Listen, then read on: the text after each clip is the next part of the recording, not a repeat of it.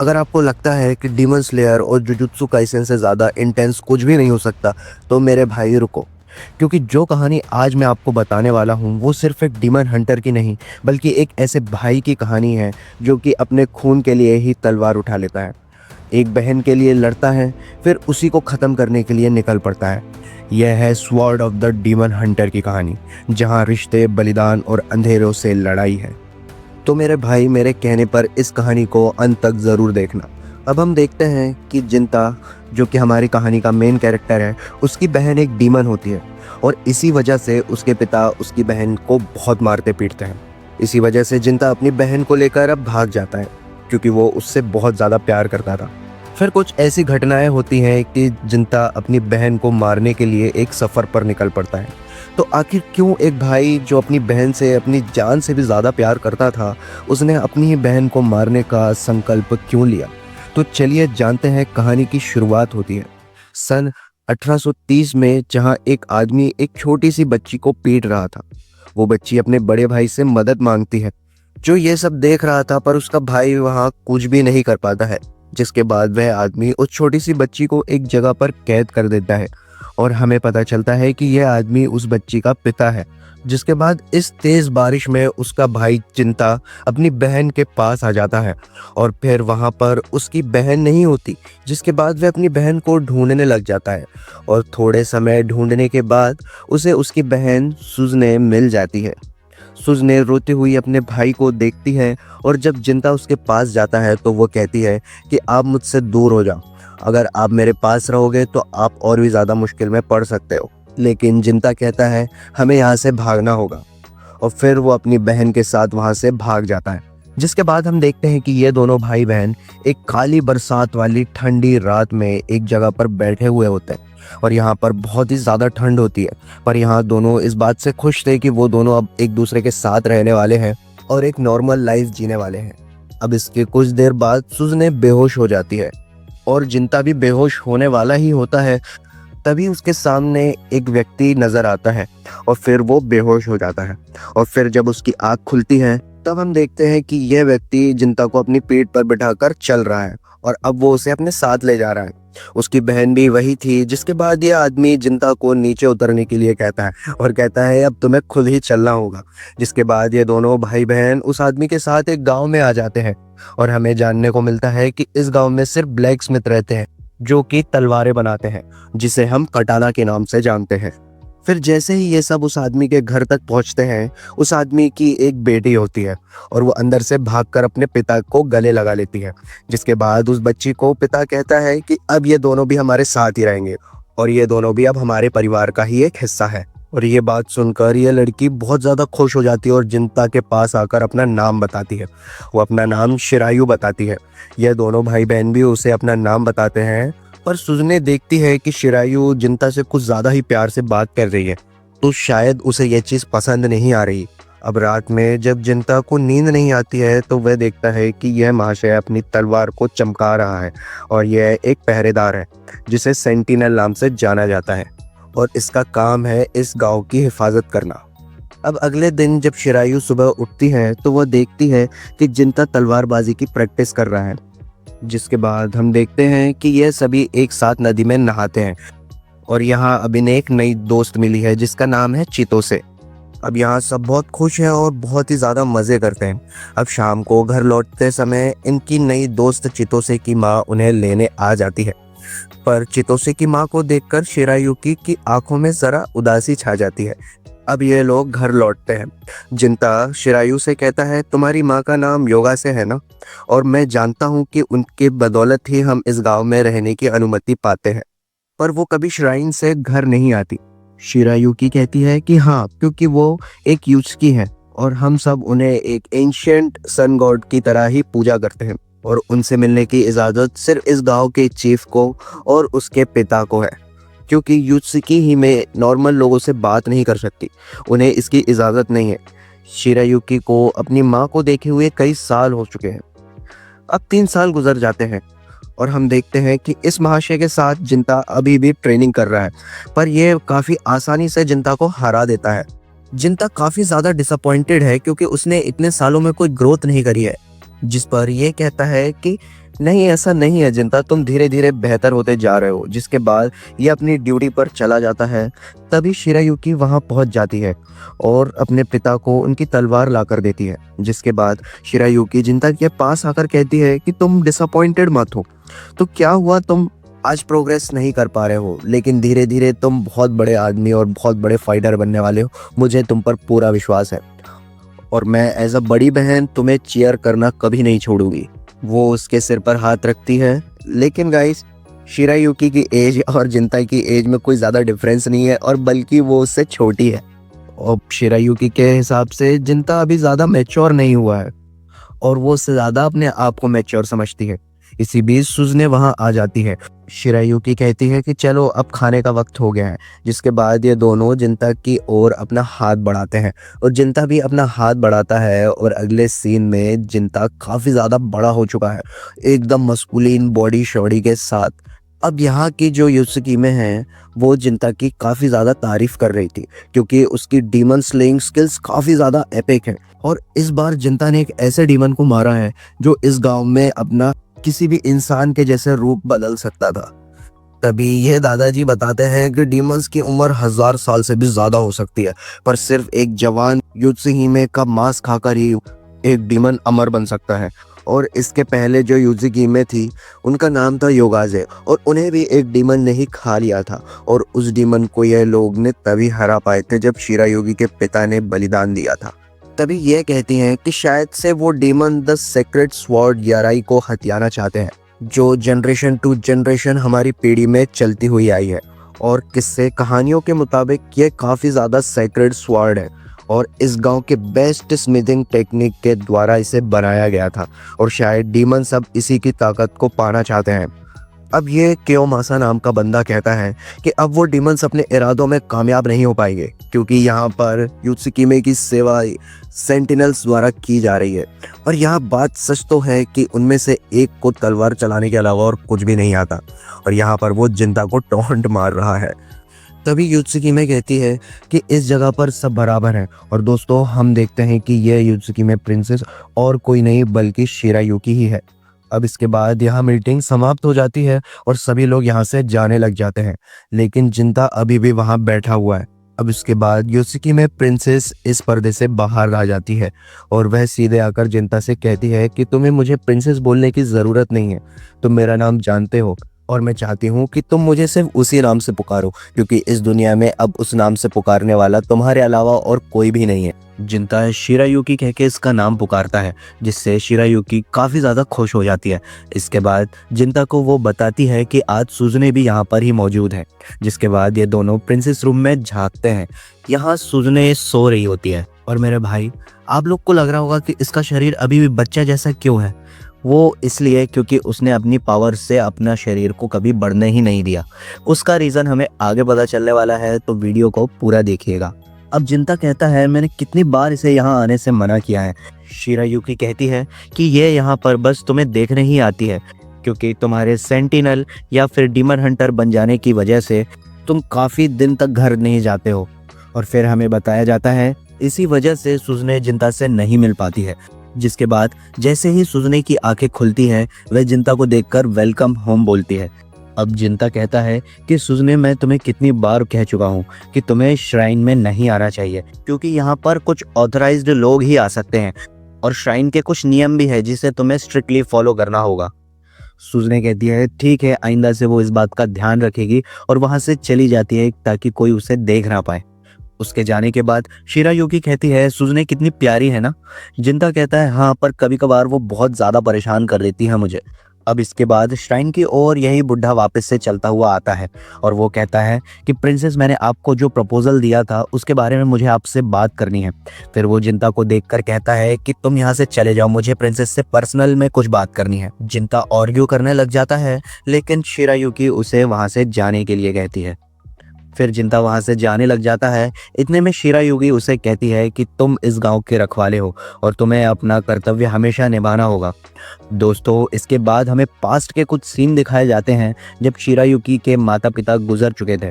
और फिर रात के वक्त शिरायुकी जिंता को बताती है कि अब वह एक इत्सुकी ही बनने वाली है, क्योंकि उसकी माँ के जाने के बाद अब उसे ही इस गांव की जिम्मेदारियां संभालनी होंगी। पर इसका मतलब यह भी होगा कि जिंता फिर शिरायुकी को कभी नहीं देख पाएगा। जिंता कहता है, मैं अपने तरीके से तुम तक पहुंच जाऊंगा और चाहे मुझे कुछ भी करना पड़े। तुम्हारे पिता की तरह एक डीमन हंटर बनकर इस गांव का मैं योद्धा बनूंगा और उस श्राइन की हमेशा रक्षा करता रहूंगा। यह बात सुनकर शिरायुकी की आंखों में आंसू आ जाते हैं और शायद यही याद करते हुए प्रेजेंट में जिंता श्राइन से चला जाता है। बट वेट गाइस, अब हम दो डीमंस को देखते हैं जो यहाँ एक प्लान बनाकर आए हैं और इनकी नज़र सुजने पर है। जिसके बाद अगले दिन सुबह जिंता उठ चुका है और फिर सुजनी भी उड़ जाती है। और जैसे ही सुजने को पता चलता है कि आज दोपहर तक जिंता को श्राइन में जाने की ज़रूरत नहीं है, और ये बात सुनकर सुजने काफ़ी ज़्यादा खुश हो जाती है। और यहाँ हम देखते हैं कि सुजने की एक आँख बिल्कुल डीमन की तरह है और इसी वजह से वह हमेशा एक बैंडेज को अपनी आँख पर बांधे रखती है।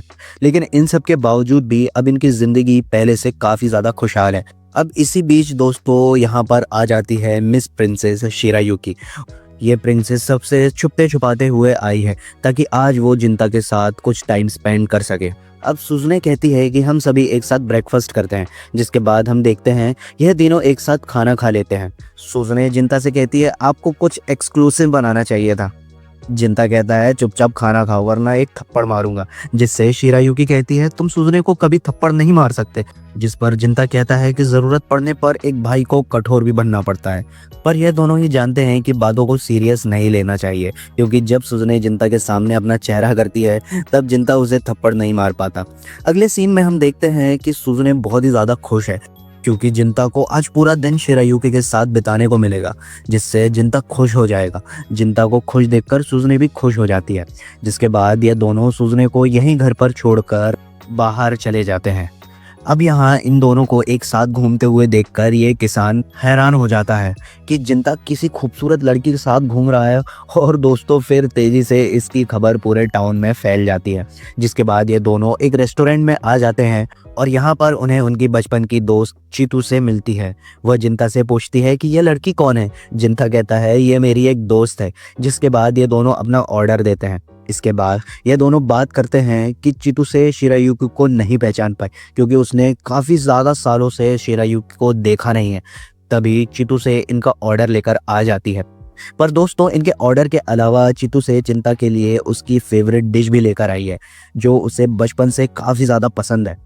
इस राइस क्रैकर को खाने के बाद जिंता कहता है कि यह बहुत ही ज़्यादा डिलीशियस है और ये बात सुन चीतू से खुश होकर यहाँ से चली जाती है। जिंता कहता है, अब हम पहले जितने फ्रेंडली नहीं रहे क्योंकि अब मैं विलेज का एक सेंटिनल बन चुका हूँ। अब ये दोनों बातें कर रहे होते हैं कि जिंता इसे कहता है, तुम्हारे पिता हमेशा कहा करते थे कि कोई भी चीज़ हमेशा के लिए नहीं होती। उन्होंने मुझे ज़िंदगी का एक बहुत बड़ा सबक दिया था। शिरायुकी कहती है, मैं दुआ करूंगी कि हम मेरे माता पिता की तरह उनके नक्शे कदम पर चल सके। अब शाम के वक्त यह एक नदी के किनारे आ जाते हैं और आज का दिन उसके साथ बिताने के लिए शिरायुकी जिंता को थैंक्स बोलती है और कहती है, मैं तुम्हारे साथ बिल्कुल पहले की तरह ही बात करना चाहती थी, तुम्हारे साथ वक्त बिताना चाहती थी और अब मुझे तुम्हें कुछ बताना है। जिसके बाद वो जिंता को बताती है कि वो क्योमासा से शादी करने वाली है। गांव के चीफ्टेन ने मुझे कहा है कि डीमंस मुझे मारने के लिए आएंगे, तो मुझे जल्द से जल्द अपनी पीढ़ी को आगे बढ़ाना होगा जिससे मेरी जगह कोई अगला ले पाए। और वो बताती है कि क्योमासा इसी गांव में पैदा हुआ है तो हमारी शादी सभी के लिए फ़ायदेमंद ही रहेगी और इस श्राइन की प्रिंसेस होने के नाते मैं इसे मना नहीं कर सकती। पर शिरायुकी होने के नाते मैं तुम्हें कुछ बताना चाहती हूँ कि मैं तुमसे बहुत ज़्यादा प्यार करती हूँ और अगर मुमकिन हो तो मैं तुम्हारे साथ एक नई ज़िंदगी शुरू करना चाहती हूँ, लेकिन मैं ये भी जानती हूँ कि तुम इसके लिए कभी राज़ी नहीं होगे। जिंता कहता है, मैंने यूसिकी ही की हिफाजत करने की ही कसम खाई है और शिरायुकी की हिफाजत करने की नहीं। मैंने हर दिन कड़ी मेहनत की, पर आज अगर मैं तुम्हारे साथ भाग गया तो वो सारी मेहनत बर्बाद हो जाएगी। मैं ऐसी ज़िंदगी कभी नहीं जी पाऊंगा। ये सुनकर शिरायुकी कहती है, तुम और मैं एक जैसे ही हैं। हम प्रायोरिटी उन चीज़ों को ही देते हैं जो ज़रूरी होती है। अगर मैं तुम्हारे साथ भाग गई तब मैं भी तुमसे कभी नज़रें नहीं मिला पाऊंगी और इसीलिए मैं एक इसुकी हिमे की तौर पर ही अपनी ज़िंदगी जीऊंगी, लेकिन मेरा दिल आखिरी दम तक सिर्फ तुम्हारे लिए ही धड़केगा। जिंता भी वादा करता है कि वह भी उसका रक्षक बनकर हमेशा उसकी हिफाजत करेगा। पर दूसरी ओर हम सुजने को बिल्कुल अकेला देखते हैं। अब इसके बाद श्राइन में जिंता को पता चलता है कि पास ही के जंगल में दो डीमंस को देखा गया है और उन्हें ख़त्म करने की जिम्मेदारी जिंता को सौंपी जाती है। अब फिर जब जिंता यहाँ से जाने लगता है तभी वहाँ योमासा उसे रोकता है और कहता है तुम जान चुके हो ना कि योकिहिमे और मेरी शादी होने वाली है, पर तुम इतना शांत कैसे हो? जिंता कहता है कि प्रिंसेस की खुशी और इस गांव की शांति के लिए। यह बात सुन के योमासा कहता है सच में तुम पागल हो। इसके बाद जिंता वहां से चला जाता है। अब इधर दूसरी ओर हम देखते हैं कि सुजने जो कि घर पर अकेली थी उसके पास एक मोहतरमा आ जाती है और दूसरी ओर जिंता जंगल में आगे बढ़ रहा था। तभी अचानक से उस पर एक हमला हो जाता है। जिंता अपनी तलवार से उस हमले को रोक देता है और तभी धुएं में से निकलता हुआ आता है एक डीमन जो उसे ही देख रहा होता है। जिंता उसकी ओर हमला करने जाता है पर इसका शरीर बहुत ज्यादा मजबूत होता है और साथ ही जिंता थोड़ा घायल भी हो जाता है। लेकिन इसके बाद जिंता इस डीमन पर एक स्ट्राइक करता है और इस बार जिंता का हमला सक्सेसफुली लैंड हो जाता है। इस डीमन का एक हाथ कटकर नीचे गिर जाता है, लेकिन इसके बाद वो डीमन अपना हाथ उठाकर कहता है मैं जानता था इसमें काफी ज्यादा मजा आएगा। इंसानों के मुकाबले हम डीमंस की उम्र काफी ज्यादा होती है, पर इंसान अपनी टेक्निक्स और अपने तौर तरीके पीढ़ी दर पीढ़ी एक दूसरे को सौंपते रहते हैं। वैसे फिलहाल तो मैं ये जानना चाहता हूँ कि आखिर तुमने ये तलवार क्यों उठाई है? जिंता कहता है उन लोगों की हिफाजत करने के लिए जो मेरे दिल के करीब हैं। और इस डीमन की यह दूसरी साथी डीमन सूजने के पास आई हुई है और यहाँ वो सूजने से कहती है शायद तुम अपने भाई से कुछ ज़्यादा ही प्यार करती हो और यह प्यार तुम्हें अब तक इंसान बनाए हुए है। सूजने उस डीमन से कहती है हाँ मैं अपने भाई से काफ़ी ज़्यादा प्यार करती हूँ। तो अब वो डीमन उसे बताती है कि कोई तुम्हारे भाई को नुकसान पहुँचाना चाहता है और मैं तुम्हें वह ताकत देने आई हूँ जिससे तुम अपने भाई को बचा सकती हो। लेकिन सूजने एक डीमन के साथ हाथ मिलाने से इनकार कर देती है। लेकिन तभी वो डीमन सूजने के माथे पर उंगली रखती है जिससे सूजने को कुछ दृश्य दिखाई देते हैं जिसमें हम ये देखते हैं कि शिरायुकी क्योमासा के साथ वो सब करने के लिए कपड़े उतार रही है।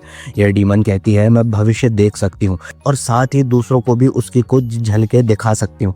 सूजने कहती है नहीं यह सब झूठ है। वो डीमन कहती है चलो ठीक है तुम खुद चलकर क्यों नहीं देख लेती, और कहती है मेरी बात मान लो और अपने भाई को बचा लो। और अपने भाई के लिए सूजने उस डीमन की ओर अपना हाथ बढ़ा देती है।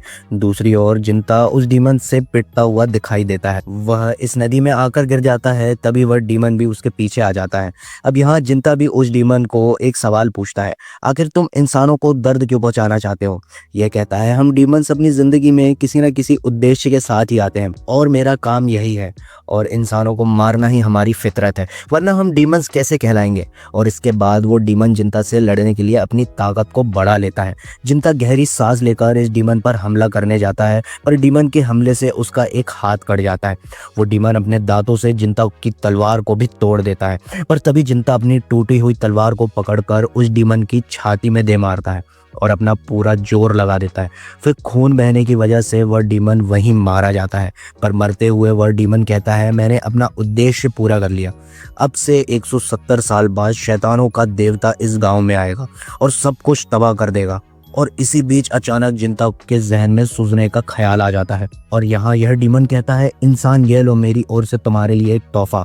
और उस डीमन का वो कटा हुआ हाथ उठकर जिंता का मुंह पकड़ लेता है और अब उस डीमन की आवाज आती है जिसमें वह कहता है कि तुम ये तलवार दूसरों की हिफाजत करने के लिए उठाते हो, लेकिन क्या हो जब वो लोग तुम्हारी हिफाजत के लायक ही ना हो। इसी बीच जिंता यहाँ पर बेहोश हो जाता है और दूसरी ओर हम देखते हैं क्योमासा शिरायुकी के साथ वो सब करना चाहता है क्योंकि यही राइट टाइम है। यहाँ कोई भी नहीं है। अब शिरायुकी की आंखों में आंसू आ जाते हैं क्योंकि वो जिंता को याद कर रही है, लेकिन उसे अपनी ड्यूटीज भी याद आती है और इसी के लिए वो अपने कपड़े उतारने लग जाती है। जो देख क्योमासा कहता है सच में तुम दोनों पागल हो चुके हो। और अब जैसा शिरायुकी आगे बढ़ती है कि योमासा अपने कदम पीछे करने लग जाता है, लेकिन इनके कुछ करने से पहले ही वहां पर दरवाजा तोड़कर वही डीमन आ जाती है सूजने के साथ में। अब दूसरी ओर जिंता को होश आ जाता है। वो देखता है कि उसका कटा हुआ हाथ वापस आ चुका है, लेकिन कैसे ये हमें आगे पता चलेगा। अब जिंता तुरंत भागकर सूजने के लिए जाने लग जाता है, पर तभी जिंता देखता है कि पूरे गांव में चारों तरफ आग लग चुकी है। यहाँ सूजने शिरायुकी से पूछती है मुझे लगा तुम जिंता से प्यार करती थी, पर अब मुझे देखकर लगता है कि तुम्हारे लिए कोई भी चलेगा। सूजने शिरायुकी से काफ़ी ज़्यादा डिसअपॉइंटेड लग रही है। अब यहाँ जिंता अपने घर पहुँचता है पर वहाँ पर कोई भी नहीं होता। वही गांव के लोग आग बुझाने की कोशिश कर रहे होते हैं और यहाँ सूजने कहती है बस अपने भाई की खुशी के लिए मैंने अपने जज्बातों को दिल में ही दबा कर रखा, लेकिन तुमने उसके साथ ऐसा क्यों किया शिरायुकी? वह कहती है मैं समझ चुकी हूँ कि तुम अपने भाई से बहुत प्यार करती हो और इसी प्यार के कारण तुमने जिंता के लिए अपना शरीर को छोटा ही रखा ताकि तुम हमेशा उसकी छोटी बहन बनी रहो। बट प्लीज मुझे माफ कर दो, प्रिंसेस होने के नाते मुझे इस गांव की लेगेसी को बचाना होगा। लेकिन सुजने कहती है कि क्यों मैंने तुम्हारे लिए अपना सब कुछ छोड़ना चाहा और तुम वो सब कुछ फेंक रही हो जैसे उसकी कोई कीमत ही नहीं। अब सुजने पागलों की तरह हंसने लग जाती है और कहती है तुमने तो मुझे बेवकूफ़ बना रखा है, अब मैं हर एक चीज़ का हिसाब लूंगी। वो डीमन सुजने के कान भरती हुई कहती है मैंने तुम्हें बताया ही था, यह प्रिंसेस एक ऐसी औरत है जो तुम्हारे भाई को धोखा देकर किसी और के साथ गुलछर्रे उड़ा रही है। अब सिर्फ तुम अपने भाई को बचा सकती हो और सिर्फ इस औरत को मारकर ही तुम वो बदला पूरा कर सकती हो। यह बात सुनते ही सुजने की बॉडी बहुत ज़्यादा ब्लैक पावर रिलीज करने लग जाती है और अगले ही पल सुजने एक अडल्ट लड़की में तब्दील हो जाती है और एक पूरी तरह डीमन के जैसे दिखती है। जबकि योमासा उसे बचाने के लिए तलवार उठाता है तब वही फीमेल डीमन उसे यह कहकर दूर फेंक देती है कि यह दो औरतों के बीच की लड़ाई है। अब इसके बाद यही फीमेल डीमन सुजने से कहती है कि तुम्हें इस औरत को उस तलवार से मारना चाहिए जिसकी यह हिफाजत करती हुई आ रही है, इससे इसकी आत्मा को भी खुशी मिल जाएगी। जिसके बाद वो योमासा को यहाँ से ले जाती है और सुजने यही गहराई तलवार निकालती है तभी जिंता यहाँ भागते हुए आ जाता है। उसे देखकर शिरायुगी भी उसकी ओर भागती है। जिंता भी उसे सीने से लगा लेता है पर अगले ही पल शिरायुकी की गर्दन धड़ से कटकर अलग हो जाती है और सुजने आकर कहती है आप ठीक तो हो ना भैया।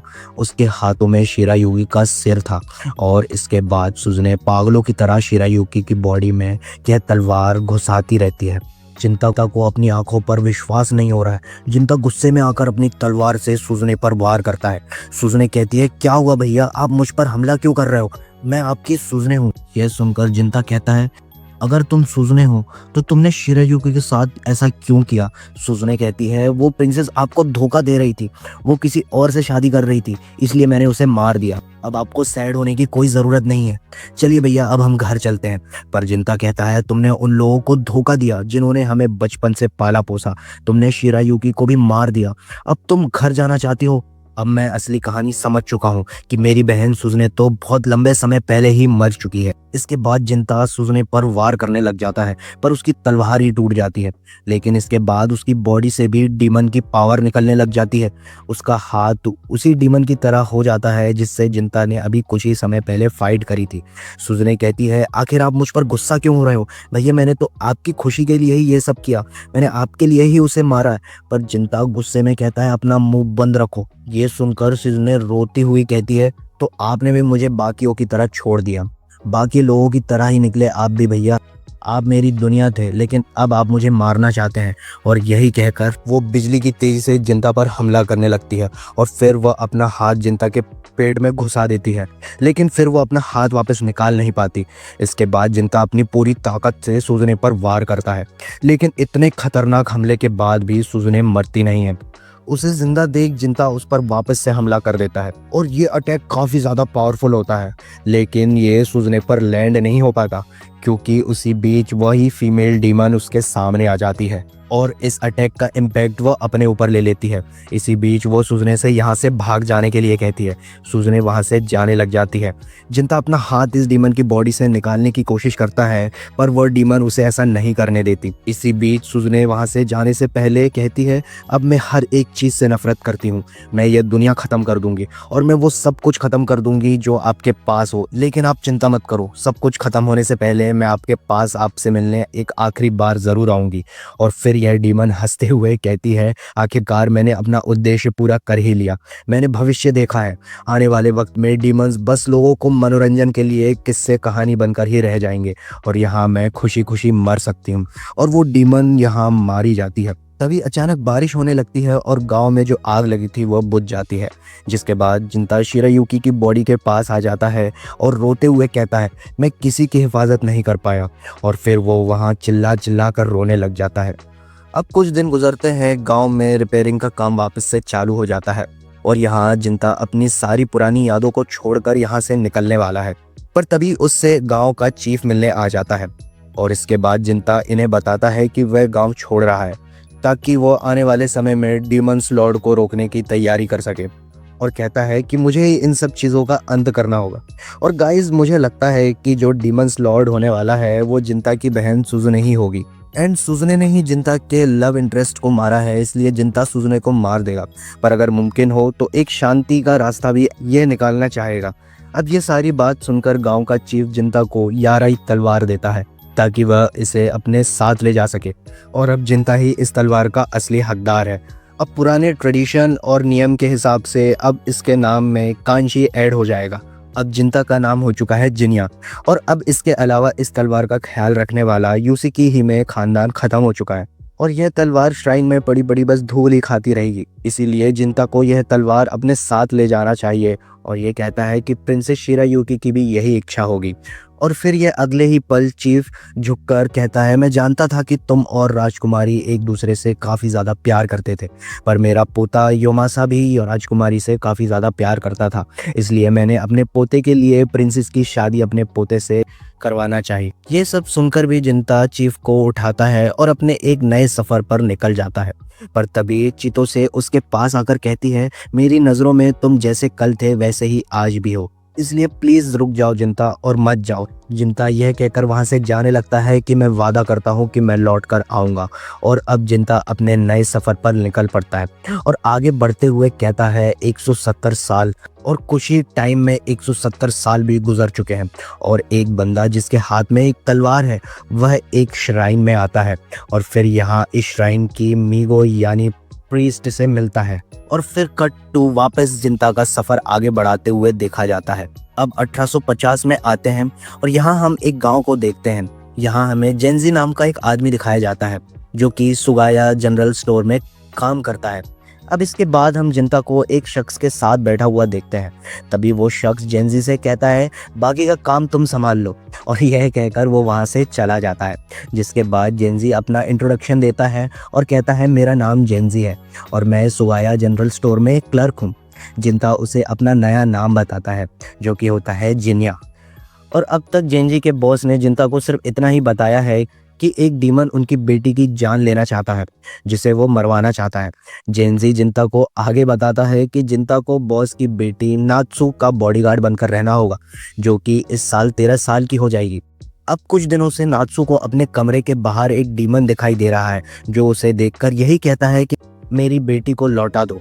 शायद से उस डीमन को लगता है कि नात्सु उसकी बेटी है और इसीलिए वह उसे किडनैप करना चाहता है। पर तभी वहां नात्सु आ जाती है और चिंता को देखकर वो कहती है, तो तुम हो मेरे बॉडीगार्ड, तुम यहाँ से जा सकते हो।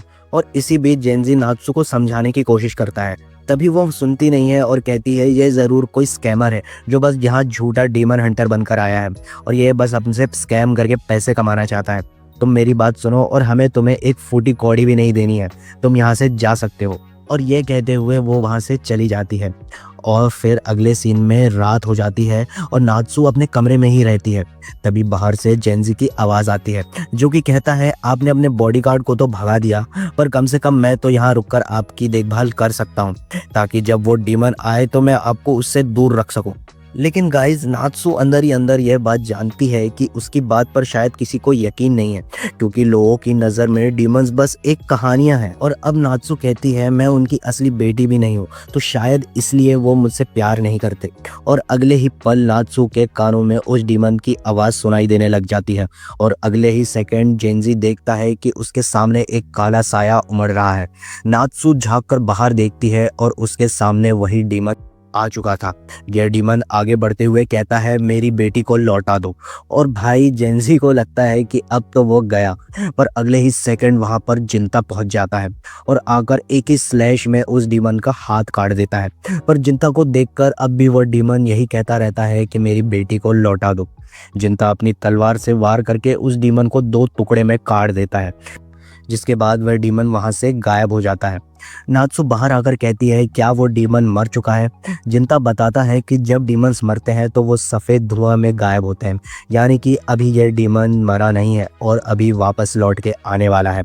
अब नेक्स्ट डे जेंजी जिंता को कहता है कि आपके मुताबिक वो डीमन अभी तक मरा नहीं है, तो क्या आप आज रात यहाँ फिर से रुक कर उस डीमन को हरा सकते हैं? जेंजी कहता है, तुम मुझे नात्सु के बारे में और कुछ चीज़ें बताओ, क्योंकि वो डीमन बार बार सिर्फ यही रट रहा है कि मेरी बेटी को लौटा दो। अब जेंजी बताता है कि लेडी नात्सु के असली पेरेंट्स के मरने के बाद बॉस ने ही उसका पालन पोषण किया है और उसे अडॉप्ट किया है। लेकिन मैं आपको बता दूं कि नात्सू ज़रा सी भी बुरी नहीं है, वरना बॉस कभी उन्हें अडॉप्ट नहीं करते। और बॉस की ज़िंदगी में कम दुख नहीं है, उनकी बीवी को एक डीमन ने मार दिया था और फिर उनका बेटा भी कहीं भाग गया। बॉस इन सारे इंसिडेंसेस का दोष सिर्फ और सिर्फ डीमंस को देते हैं। जिंता कहता है तो ऐसी बात है। अब शाम के वक्त हम नात्सू और उसके पिता को एक साथ खाना खाते हुए देखते हैं और यह महाशय पूछता है, नात्सू, जो बॉडीगार्ड मैंने तुम्हारे लिए चुना है वो कैसा है? वह कहती है, उसे देखकर बिल्कुल नहीं लगता कि वह कोई बुरा आदमी है। मेरा इतना ख्याल रखने के लिए आपका शुक्रिया पापा। ये कहता है, हर एक पिता अपने बच्चे की बहुत शिद्दत से परवाह करता है, इसलिए तुम्हें शुक्रिया कहने की कोई ज़रूरत नहीं है। यह बात सुनकर नात्सू को काफ़ी ज़्यादा अच्छा लगता है और वो पूछती है कि पिताजी, आपने उसी आदमी को हायर क्यों किया? वह कहता है कि कुछ वक्त से डीमंस की देखे जाने की खबरें बढ़ रही हैं। साथ ही एक बात भी काफ़ी ज़्यादा चर्चा में है कि एक आदमी मात्र एक तलवार से सारे डीमंस को मार रहा है और यह वही आदमी है और मैं जानता हूँ कि यह भरोसेमंद है। यह बात सुनकर नात्सू समझ जाती है कि उसके पिता को इस बात पर यकीन था, वो डीमन को लेकर झूठ नहीं कह रही है। अब इसके बाद हम देखते हैं कि नात्सू अपने पिता के साथ वक्त बिताते हुए यही सोच रही है कि इनकी बीवी को एक डीमन ने मार दिया और इनके बेटे को भी एक डीमन ने किडनैप कर लिया, पर फिर भी इन्हें लगता है कि इनका बेटा लौटकर ज़रूर आएगा। पर लोग यही बातें करते हैं कि आखिर उन्होंने एक लड़के के बजाय एक लड़की को क्यों अडॉप्ट किया, और यह बातें याद करते हुए नात्सू को काफ़ी ज़्यादा बुरा लगता है। अब रात के वक्त हम नात्सू के कमरे के बाहर जेंजी और जिंता को देखते हैं। नात्सू जेंजी को देखकर कहती है, तुम यहाँ क्या कर रहे हो? तुम तो उस डीमन से लड़ भी नहीं पाओगे। और जेंजी यह बात सुन उदास हो जाता है और इसके बाद वो जिंता से कहती है, मेरे पिता को तुम काफ़ी ज़्यादा इंटरेस्टिंग लगे और उन्हें तुम पर काफ़ी ज़्यादा भरोसा भी है, इसलिए मैं भी तुम पर भरोसा करती हूँ। जिंता कहता है, तुम्हारे पापा बहुत ही ज़्यादा अच्छे आदमी हैं, बट मैंने कुछ अफवाहें सुनी हैं मास्टर जोसो के खोए हुए बेटे के बारे में। यह सुनते ही नात्सू गुस्से में कहती है, मैं उस लड़के के बारे में कुछ नहीं जानती जो अपने घर से भाग गया था। जिंता कहता है, मुझे माफ करना। पर नात्सू फिर कहती है, क्या एक इंसान और एक डीमन के बीच में कोई बच्चा पैदा हो सकता है क्या? जिंता कहता है, हाँ बिल्कुल। अब नात्सू को लगता है कि वो सच में कोई डीमन की बेटी है। जिंता कहता है, मैं गारंटी के साथ कह सकता हूँ कि वो डीमन आपकी माँ नहीं है। ये जेंजी से कहता है कि क्या तुम जानते हो कि डीमंस कैसे पैदा होते हैं? जेंजी कहता है, बिल्कुल हमारी ही तरह, डीमंस को भी जन्म उनके माता पिता ही देते होंगे। जिंता कहता है, हाँ ऐसा तो होता है, पर डीमंस तब भी कुछ और भी तरीके से पैदा हो सकते हैं। जब कोई डीमन किसी इंसान के साथ गलत काम करता है, और वह तब भी पैदा होते हैं जब कोई सारी नकारात्मक भावनाएं आपस में जुड़ जाती हैं। और अगले ही पल में हम देखते हैं कि नात्सू घबराने लग जाती है क्योंकि इनके सामने वो डीमन वापस आ चुका है। वो आते ही जिंता पर हमला करती है, पर जिंता उसे पीट कर ज़मीन पर लगा देता है और जेंजी कहता है कि इसे जल्द से जल्द ख़त्म कर दो। पर जिंता नात्सू से पूछता है कि क्या तुम सच में इसे ख़त्म करना चाहती हो? लेकिन वो बताता है कि अगर इस वक्त भी मैं इसे मार दूं तब भी ये वापस आएगा, क्योंकि इस डीमन को पैदा नात्सू के इमोशंस ने किया है। नात्सू की वो भावनाएं जो यह सोचती हैं कि नात्सू के पिता उस पर ध्यान नहीं देते। यह डीमन भी यही कर रहा है, सिर्फ नात्सू पर ध्यान दे रहा है। नात्सू चिल्लाकर कहती है, नहीं ऐसा नहीं हो सकता। जिंता कहता है, मैं चाहे कितनी भी 1000 बार इसे मार दूं, ये पैदा होकर वापस आ जाएगा, क्योंकि यह तुम्हारी भावनाओं से जुड़ा हुआ है नात्सू। अब नात्सू कहती है, तो अब मैं क्या करूं? जिंता कहता है, मुझसे बस यह कह दो कि तुम इस डीमन को मारना चाहती हो तो मैं इसे मार दूंगा। अब हमें पता चलता है कि नात्सू अपने पिता से बहुत ज़्यादा प्यार करती है, पर उसे लगता है कि उसके पिता उससे प्यार नहीं करते और लोगों के मुंह से कई तरह की बातें सुन सुनकर नात्सू को और भी ज़्यादा बुरा लगता है। अब नात्सू रोते हुए कहती है, यह डीमन मैं ही हूँ, यानी कि मुझे मरने की ज़रूरत है। पर जेंजी उसे कहता है कि आप गलत सोच रही हो। मैं जानता हूँ कि आप बॉस से कितना ज़्यादा प्यार करती हैं और बॉस भी आपसे काफ़ी ज़्यादा प्यार करते हैं और वो आपकी काफ़ी ज़्यादा परवाह करते हैं। पर बॉस की दिक्कत यह है कि वो कभी अपनी भावनाओं को सही तरीके से जाहिर नहीं कर पाते। आपको बस उनसे दिल खोलकर बात करने की ज़रूरत है और मुझे यकीन है कि वो आपसे दिल खोलकर बात ज़रूर करेंगे, बिल्कुल एक परिवार की तरह। जेंजी की बातों को सुनकर नात्सू की हिम्मत बढ़ जाती है, जिसके बाद वो जिंता से इस डीमन को मारने के लिए कहती है। जिसके बाद जिंता अपनी तलवार निकालता है और इसके बाद इस डीमन की ओर आगे बढ़ता है और एक ही स्लैश में इस डीमन को काट देता है, जिसके बाद वो डीमन सफ़ेद धुआं बनकर गायब होने लग जाता है। तो दोस्तों, नात्सू ने यहाँ पर अपने नेगेटिव इमोशन पर जीत पा ली है, जिसके कारण यह डीमन अब मर चुका है। जिसके बाद अब वो चैन की नींद सो जाती है। पर हम जिंता को बाहर ही देखते हैं और वो देखता है कि यह डीमन अब तक मरा नहीं है, वह फिर से रीजनरेट होने लग जाता है। और यह देखकर जिंता कहता है कि इस जगह पर एक औरत थी जिसके अंदर डीमन बनने की काबिलियत भी थी। यह डीमन सिर्फ नात्सू की वजह से यह बात नहीं कहती है कि मेरी बेटी को लौटा दो। यह डीमन पूरी तरह से रीजनरेट करके यही बात दोहराने लग जाती है कि मेरी बेटी को लौटा दो। जिंता कहता है यह डीमन यहाँ उस बच्चे की बात कर रहा है जिसे जेजो सामा की बीवी ने पैदा किया था, जो कि है सुजने। और मेरे भाई लोग, यह डीमन सिर्फ नात्सू की भावनाओं से नहीं बनी है, बल्कि जिंता की मरी हुई माँ की भावनाओं से मिलकर बनी है। और जैसे ही जिंता को इस बात का एहसास हो जाता है, यह डीमन टूट टूट कर यहीं गिरने लग जाती है। और अब जिंता कहता है हर किसी को प्रेजेंट में ही जीना चाहिए, हम खुद को हमेशा पास्ट में ही कैद करके रखना चाहते हैं, इसलिए प्लीज अब आप आराम कीजिए। और यही कहकर जिंता उस डीमन को पूरी तरीके से खत्म कर देता है। यह डीमन कहीं ना कहीं जिंता की माँ ही थी। अब अगले दिन का वक्त आता है, जिंता के जाने का समय आ चुका है। जेंजी जिंता को शुक्रिया कहता है और नात्सू भी कहती है कि अब वो अपना बिहेवियर और अपनी पर्सनैलिटी को बदलेगी, पर ऐसा करने में उसे थोड़ा वक्त लगेगा। और साथ ही वह शुक्रिया भी कहती है।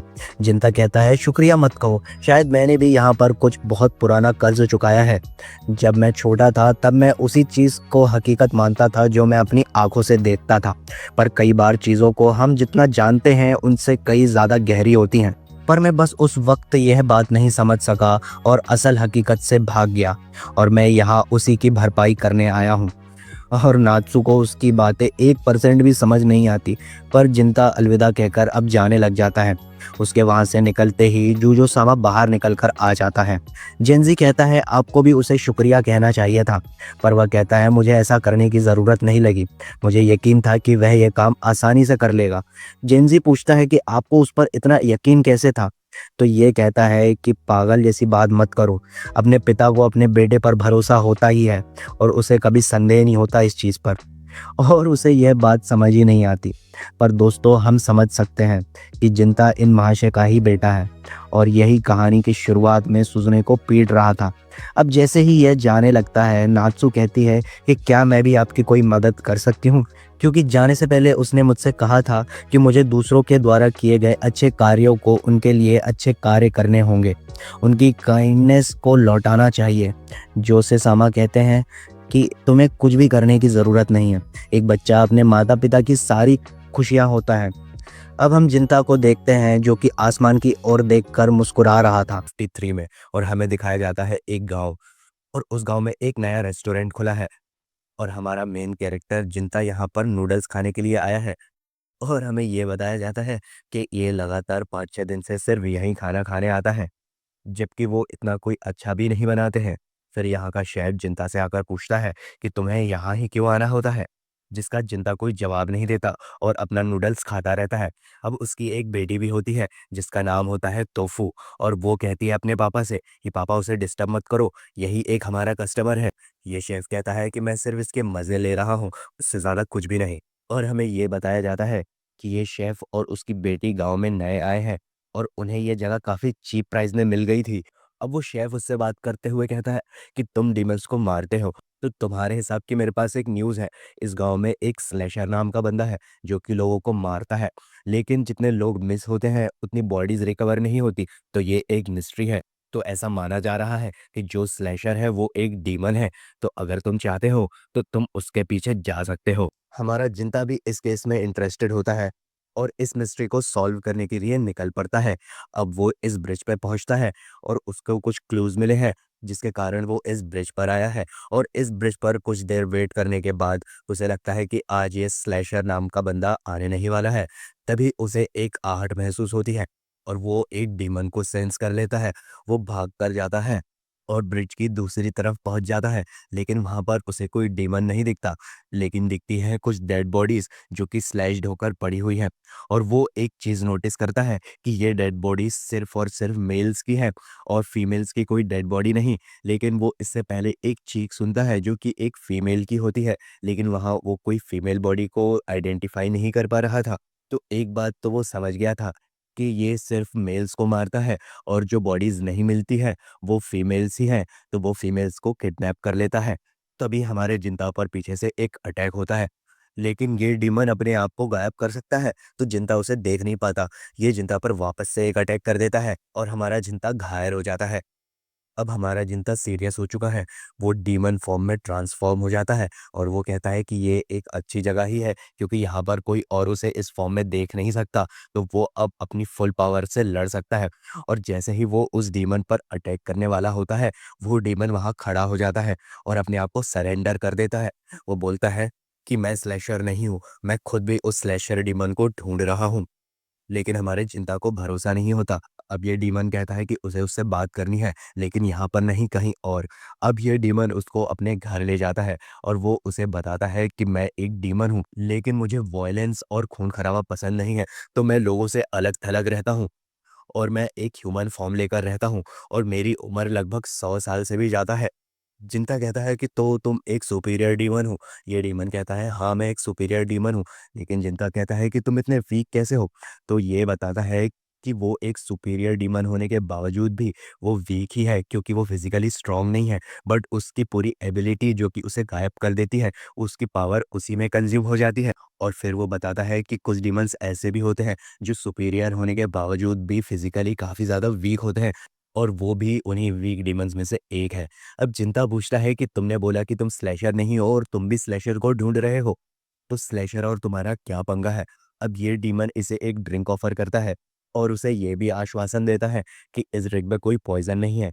जिंता उस ड्रिंक को पीते हुए कहता है कि सिर्फ एक पॉइजन काफी नहीं होगा उसे मारने के लिए। अब ये डीमन बताता है कि स्लैशर के पीछे जाने का एक ही कारण है, और वो कारण है उसकी वाइफ, जो कि एक ह्यूमन है और वो काफी अच्छी लेडी है। वो सबकी मदद करती है और वो काफी ज्यादा सॉफ्ट हार्टेड है, क्योंकि उसने मुझ जैसे डीमन से भी प्यार किया और मुझसे शादी करी, और मैं भी उससे काफ़ी ज़्यादा प्यार करता हूँ। लेकिन 1 महीने पहले उस स्लैशर ने मेरी वाइफ़ को किडनैप कर लिया और मैं तभी से उस डीमन को ढूँढ रहा हूँ। लेकिन 1 हफ़्ते पहले मेरी वाइफ़ की डेड बॉडी उस ब्रिज के पास मिली, और जिन ऑफ़िसर्स ने उस बॉडी को आइडेंटिफ़ाई किया, उन्होंने मुझे बताया कि इस बॉडी के साथ काफ़ी गंदा काम हुआ था, जिसको देखकर मैं पागल ही हो गया और इस दुष्कर्म करने वाले मॉन्स्टर डीमन के पीछे मैं हाथ धो के पड़ गया। तो प्लीज़ तुम मेरे रास्ते से हट जाओ और उस डीमन को मेरे ऊपर छोड़ दो, क्योंकि मैं उसे मार डालूँगा। लेकिन हमारा जिंता कहता है कि वो ऐसा नहीं कर सकता और वही उस डीमन को मारना चाहता है, क्योंकि उसका डीमंस के साथ 36 का आंकड़ा है। तो ये डीमन बोलता है कि क्यों ना हम दोनों साथ मिलकर इस डीमन को पकड़ें और उसे मार दें। जो इन्फॉर्मेशन मुझे मिलेगी मैं तुम्हें बताऊँगा, और तुम्हें जो इन्फॉर्मेशन मिलेगी तुम मुझे बताना, जिससे हम इस तक आसानी से पहुँच सकें। हमारा जिंता इसके लिए मान जाता है। अब ये दोनों निकल पड़ते हैं डीमन को ढूंढने के लिए, लेकिन ये स्लैशर डीमन का कोई भी क्लू नहीं मिलता और ये काफ़ी ज़्यादा थक चुके हैं इस काम को करते-करते, क्योंकि काफ़ी दिन बीत चुके हैं। अब हमारा जिंता वापस से इस रेस्टोरेंट में चला जाता है और अपनी फेवरेट डिश नूडल्स को ऑर्डर करता है।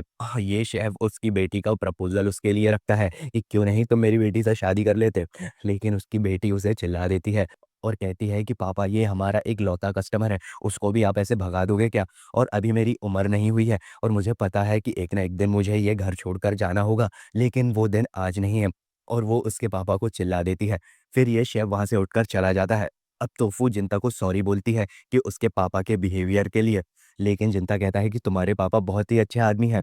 अब तोफू उससे पूछती है कि क्या मैं तुमसे कुछ पर्सनल पूछ सकती हूँ? और पूछती है कि तुम्हारे पापा कैसे थे? और तुम इस प्रोफ़ेशन में कैसे आए? जिंता थोड़ी देर तक तो जवाब नहीं देता, जिससे टोफू डिसअपॉइंटेड हो जाती है। लेकिन तभी जिंता बताता है कि उसके फादर थे और वो उसकी एक सिस्टर को काफ़ी ज़्यादा पीटा करते थे। लेकिन एक दिन वो अपनी सिस्टर को लेकर भाग गया। तोफू उससे पूछती है कि क्या तुम अपने फादर को हेट करते हो? जिंता मना कर देता है और कहता है कि जैसा हम चीज़ों को देखते हैं, हमेशा वो चीज़ें वैसी होती नहीं हैं। अब सीन चेंज होता है और हम देखते हैं कि जिंता और ये डीमन साथ में बैठे हुए हैं और वो एक ड्रिंक शेयर कर रहे हैं। तभी जिंता इस डीमन के सामने कन्फेस करता है कि जैसा वो डीमन उसे समझ रहा है, वो इतना कोई बड़ा आदमी नहीं है, बल्कि वो अपनी एक पर्सनल ग्रज के कारण डीमंस को मारता है और डीमंस को मारकर वो कुछ पैसे कमाता है और वो ड्रिंक भी उसी पैसे से लाया है वो। तो क्या तुम्हें कोई प्रॉब्लम तो नहीं? ये डीमन कहता है कि मुझे कोई प्रॉब्लम नहीं है, क्योंकि वो डीमंस अलग है और मैं अलग हूँ। चिंता उसे कहता है कि उसकी सिस्टर एक डीमन है और वो उसके रैम्पेज को रोकने वाला है, लेकिन उसके लिए उसे काफ़ी ज़्यादा स्ट्रांग होना होगा। अब ये दोनों बाहर घूम रहे होते हैं, तभी जिंता टोफू को देखता है। वो इस पेड़ के पास खड़ी होती है। तभी ये डीमन कहता है कि इस लड़के को यहाँ पर नहीं होना चाहिए, क्योंकि स्लैशर कभी भी आ सकता है। तो जिंता अब उसके पास चला जाता है और तोफू से पूछता है कि वो इतनी रात में यहाँ क्या कर रही है। वो कहती है कि वो बस यहाँ खड़ी है और इस पेड़ को देख रही है। वो जिंता से पूछती है कि वो यहाँ क्या कर रहा है। वो बताता है कि वो यहाँ अपने दोस्त के साथ घूम रहा है, लेकिन वहाँ कोई दोस्त नहीं होता क्योंकि ये डीमन वापस से गायब हो जाता है। अब ये डीमन जिंता के कान में बोलता है कि उसे यहाँ से चले जाना चाहिए और उस लड़की को कोई सेफ जगह पहुंचा देना चाहिए, और ये कहकर वो वहां से चला जाता है। अब जिंता और तोफू एक दूसरे से बात कर रहे होते हैं और तोफू उसे बताती है कि ये जो पेड़ है ये चेरी ब्लॉसम की पेड़ की फैमिली का ही है, लेकिन इसे लोग दूसरी तरीके का पेड़ समझते हैं।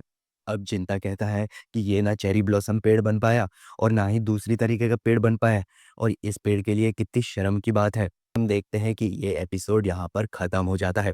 तो अगर दोस्तों आप अगला पार्ट देखना चाहते हैं तो वीडियो को लाइक कर देना। और अब जैसा कि हमने लास्ट वीडियो में देखा था, जिनिया अब नए डीमन के पीछे है और इस डीमन की कुछ मिस्ट्री है। ये डीमन सिर्फ और सिर्फ मेल्स को ऑन द स्पॉट मार देता है, लेकिन वो फीमेल्स को वहां से किडनैप कर लेता है। अब जिनिया का ये वाला डीमन भी साथ देता है क्योंकि स्लेशर नाम के डीमन ने इसकी वाइफ को भी बुरी तरीके से मार डाला था। अब देखते हैं आगे। अब यहाँ जिनिया और टोफू इस स्ट्रीट से जा रहे होते हैं। अब टोफू जिनिया से कहती है कि तुम्हें डीमंस के अलावा अपनी पर्सनल लाइफ पे भी ध्यान देना चाहिए क्योंकि तुम्हारी लाइफ काफी ज्यादा मेस्ड अप है। जिसके बाद जिनिया कहता है कि उसका एक ही एक पर्पस है और उस पर्पस के अलावा उसका और कोई मोटिव नहीं, और इसलिए वो टोफू की बात नहीं मान सकता। टोफू कहती है कि तुम अपने आप को लेकर कुछ ज्यादा ही स्ट्रिक्ट हो, तुम्हें थोड़ा सा रिलैक्स रहना चाहिए। अब ये लोग बात करते करते इस पेड़ के पास आ जाते हैं जहां पर काफी सुंदर फूल लगे होते हैं, और टोफू जिनिया को इसके बारे में बताती है, जो कि इंटरेस्टिंगली हमारा जिनिया भी अच्छे से सुन रहा होता है। अब यहाँ एक और मेडिसिनल प्लांट होता है जिसको जिनिया अच्छे से जानता है। ये प्लांट पेट दर्द के लिए काफी अच्छी मेडिसिन बनाता है। तो वो उससे पूछती है कि तुम इस प्लांट के बारे में कैसे जानते हो। जिनिया बताता है कि उसके गांव में इस प्लांट को काफी अच्छी मेडिसिन के लिए यूज किया जाता है। उसकी एक दोस्त काफी ज्यादा स्वीट्स खाती थी जिसके कारण अक्सर उसके पेट में दर्द हुआ करता था, और उसके लिए ही मैं ये मेडिसिन बनाया करता था, तो इसलिए मुझे इस मेडिसिन के बारे में काफी अच्छे से पता है।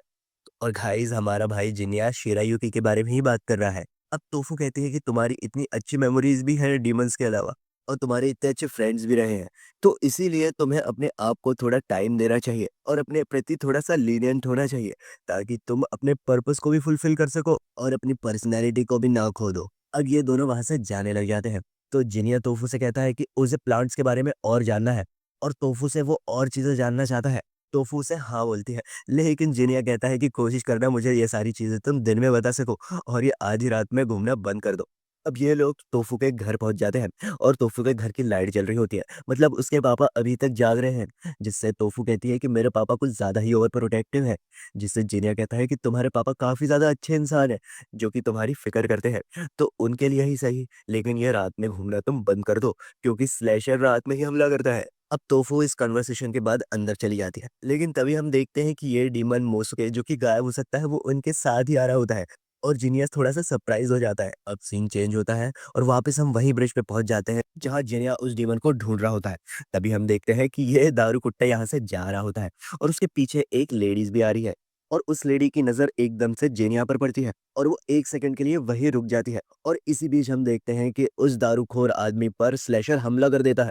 और अब हम स्लेशर की पहली झलक देखते हैं। ये एक वुल्फ टाइप का डीमन है जो कि काफी ज्यादा खतरनाक और फेरोशियस दिख रहा है। अब ये डीमन जिनिया पर अटैक करता है, लेकिन जिनिया इसके अटैक को अपनी स्वॉर्ड से रोक देता है, और जिनिया इस पर वापस से अटैक करता है, लेकिन इस डीमन पर उस अटैक का ज्यादा कोई फर्क नहीं पड़ रहा होता है। अब थोड़ी देर फाइट करने के बाद ये डीमन वहां से गायब हो जाता है, और हम देखते हैं कि ये डीमन हवा में ही चल सकता है और वहां से चला जाता है।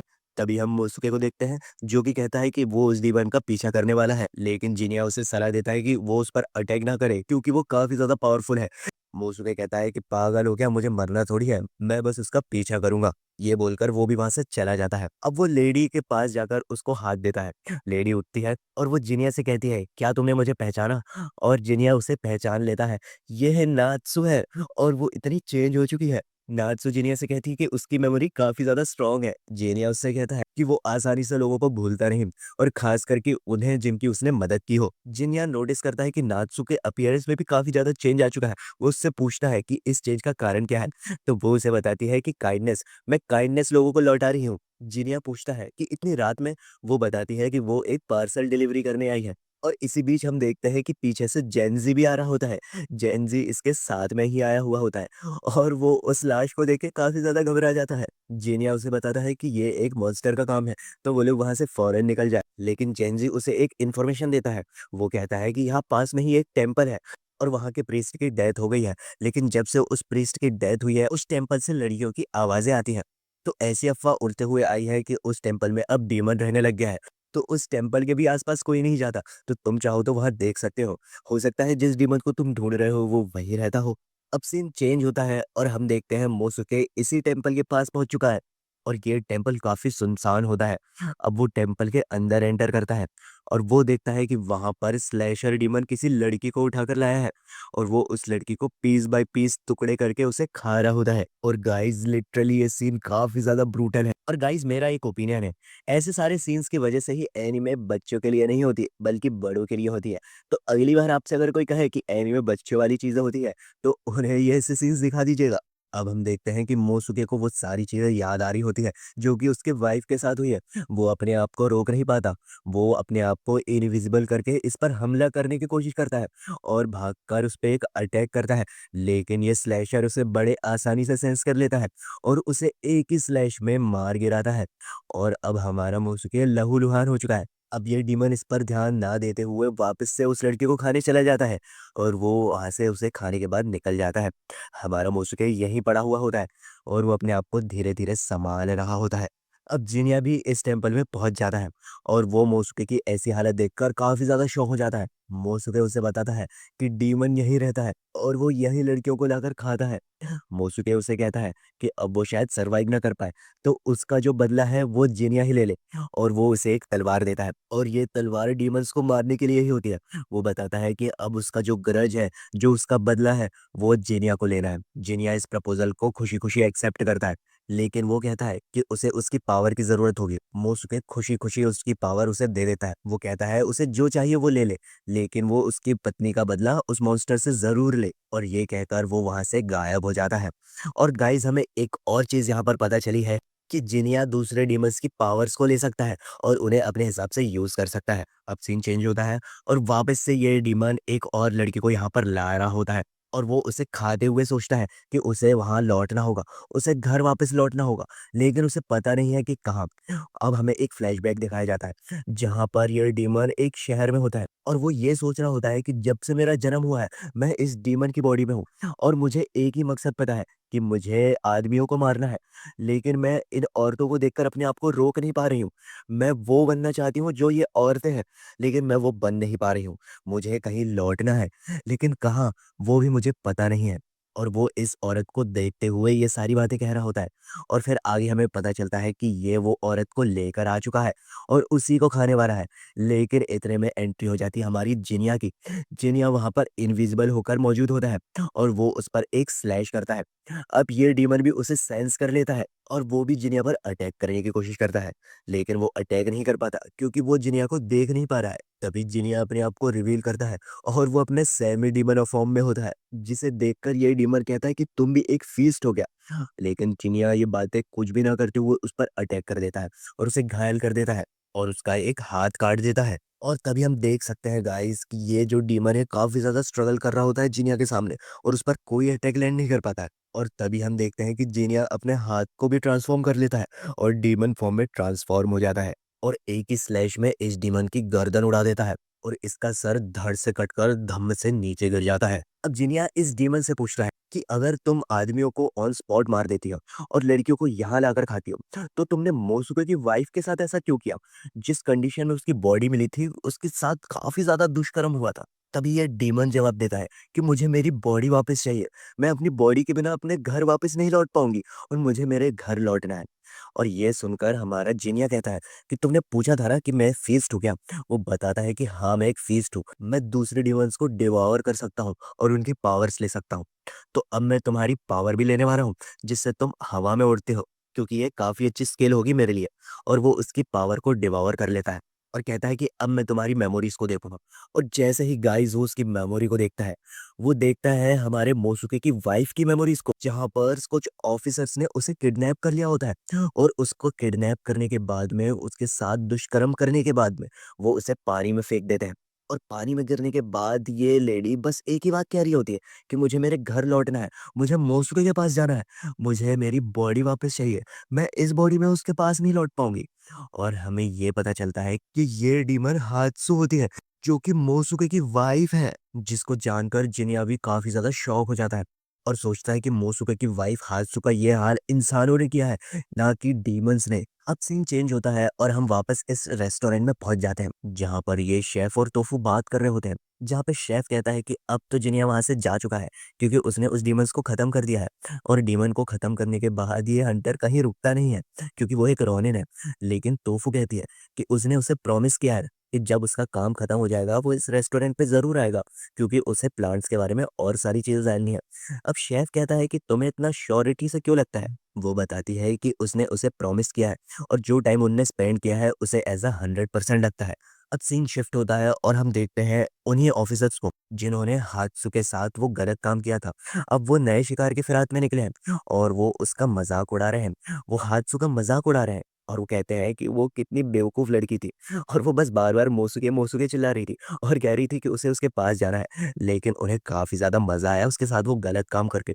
और इसी बीच जीनिया वहां पहुंच जाता है और एक ही स्लैश में इसकी गर्दन उड़ा देता है और इसको भी डाउन कर देता है और कहता है कि मोसुके, मैंने तुम्हारा बदला ले लिया, मैंने उन्हें मार दिया जिन्होंने तुम्हारी वाइफ के साथ वो गलत काम किया था। और ये एपिसोड यहाँ खत्म हो जाता है।